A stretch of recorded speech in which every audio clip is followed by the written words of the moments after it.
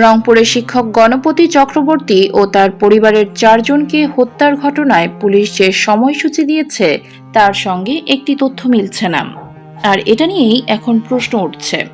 রোববার সংবাদ সম্মেলনে রংপুর মেট্রোপলিটন পুলিশ কমিশনার জানান, বৃহস্পতিবার রাতে বাসার ছাদে 2 যুবক ইয়াবা সেবন করছিল।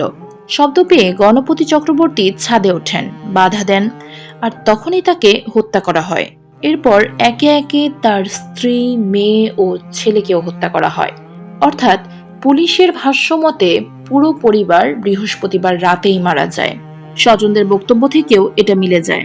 তারা বলেছেন, বৃহস্পতিবার মধ্যরাতের পর থেকে পরিবারের কারো ফোনেই আর যোগাযোগ করা যাচ্ছিল না। কিন্তু জানা যাচ্ছে নিহত মেয়ে আগামী চক্রবর্তী শুক্রবার ভোর 5টা 50 মিনিটে, অর্থাৎ পুলিশের বলা হত্যার সময়ের প্রায় 5 থেকে 6 ঘন্টা পর তার ফেসবুক আইডি থেকে এক বান্ধবীকে মেসেঞ্জারে চ্যাট করেন। তিনি লেখেন, তার বাসায় সারা রাত বিদ্যুৎ ছিল না, আশেপাশের সব বাসায় বিদ্যুৎ থাকলেও তার বাসায় নেই, আর এই কারণে তিনি সারা রাত জেগেছিলেন। দুটো তথ্য পাশাপাশি রাখলে সহজ প্রশ্ন দাঁড়ায়। পুলিশ বলছে বৃহস্পতিবার রাতেই আগামী চক্রবর্তী নিহত হন, কিন্তু চ্যাটের তথ্য বলছে শুক্রবার ভোর পর্যন্ত তিনি জীবিত, সুস্থ এবং স্বাভাবিকভাবে বান্ধবীর সঙ্গে কথা বলছেন। এই দুই তথ্য একসঙ্গে সত্যি হতে পারে না। এক হতে পারে হত্যাকাণ্ড আসলে পুলিশের বলা সময়ের চেয়ে অনেক পরে, শুক্রবার সকালের পর ঘটেছে, অথবা এই চ্যাটের তথ্য বা সময় নিয়ে কোথাও বিভ্রান্তি বা ভুল আছে। কোনটা সঠিক তা স্পষ্ট না হলে পুরো হত্যাকাণ্ডের প্রকৃত সময়রেখাই প্রশ্নবিদ্ধ থেকে যায়।